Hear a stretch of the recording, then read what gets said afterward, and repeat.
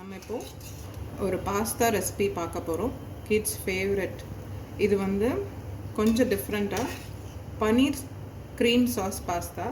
அது எப்படி செய்கிறதுன்னு பார்க்கலாம். அதுக்கு வந்து இப்போ நான் அந்த பாஸ்தா வந்து ஹாட் வாட்டரில் பாயில் பண்ணிகிட்ருக்கேன். இதை வந்து பாயில் ஆனதுக்கப்புறமா ஸ்ட்ரெயின் பண்ணி எடுத்து வச்சுக்கலாம். இப்போ இந்த பன்னீர் க்ரீம் சாஸ் எப்படி ப்ரிப்பேர் பண்ணுறதுன்னு பார்க்கலாம்.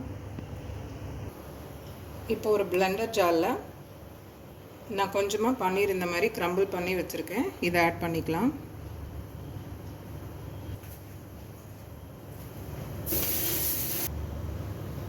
இதில் இப்போ 2 பீஸ் கார்லிக், இப்போ இதில் ஒரு சீஸ் க்யூப் ஆட் பண்ணிக்கலாம்.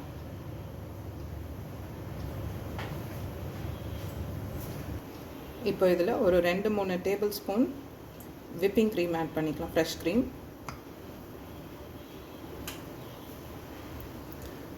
இப்போ இதில் ஒரு 1/2 கப் மில்க் ஆட் பண்ணிக்கலாம். இதை நல்லா பிளெண்ட் பண்ணிவிட்டு இன்னும் கொஞ்சம் மில்க் ஆட் பண்ணி பிளெண்ட் பண்ணி இந்த ஒயிட் சாஸ் ப்ரிப்பேர் பண்ணிக்கலாம்.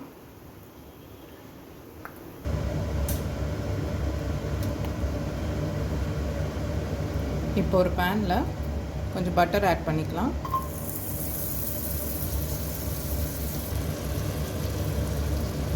இதில் ஃபைன்லி சாப்ட் ஆனியன் ஆட் பண்ணிக்கலாம்.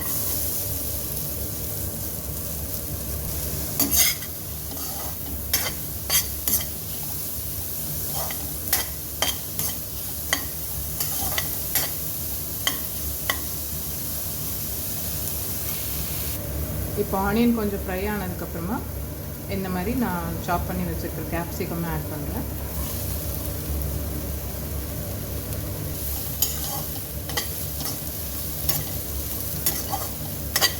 இதில் நம்மளோட சாய்ஸ் வெஜ்ஜீஸ் ஆட் பண்ணிக்கலாம்.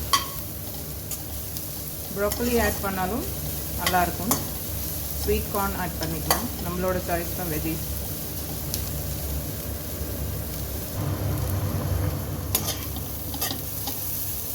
இப்போ இதெல்லாம் நல்லா ஃப்ரை ஆகிடுச்சு.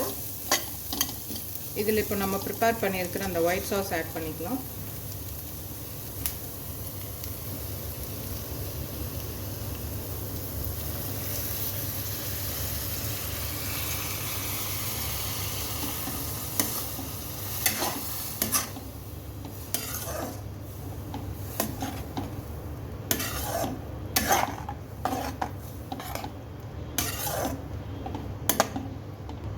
நம்மளோட இப்போ அந்த க்ரீம் சாஸ் ஆட் பண்ணிவிட்டு அது கூட இப்போது ஒரு 1 கப் மில்க் ஆட் பண்ணிக்கலாம்.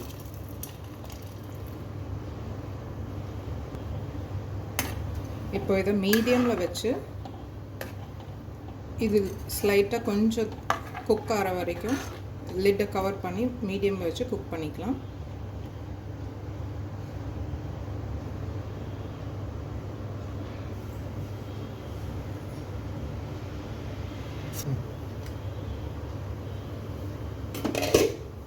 இப்போ நம்ம க்ரீம் சாஸ் நல்லா ரெடி ஆகிடுச்சு. இப்போ இது கூட நம்ம தேவையான அளவு சால்ட் ஆட் பண்ணிக்கலாம்.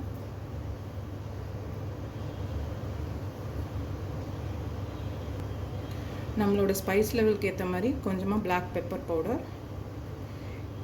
இதில் வந்து இப்போது ஆரிகானோ ஃப்ளேக்ஸ் இல்லை ரெட் சில்லி ஃப்ளேக்ஸ் ஆட் பண்ணோம்னா பண்ணிக்கலாம். இது கம்ப்ளீட்லி என்னோடய ஸ்டைல் பாஸ்தா.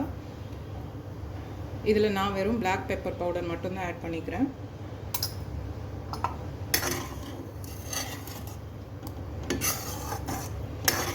இப்போ நம்ம சாஸ் ப்ரிப்பரேஷன் ரெடி ஆகிடுச்சு. இதில் நம்ம குக் பண்ணி வச்சுருக்கிற பாஸ்தாவை ஆட் பண்ணிடலாம்.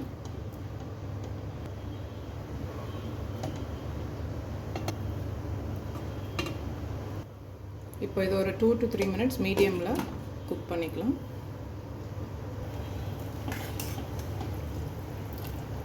இப்போ ரொம்ப யம்மியாக நம்மளோட பன்னீர் க்ரீம் சாஸ் பாஸ்தா ரெடி ஆகிடுச்சு. இதை பிளேட்டிங் பண்ணிடலாம்.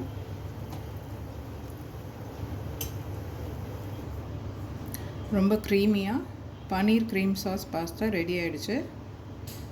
ட்ரை பண்ணுங்கள்.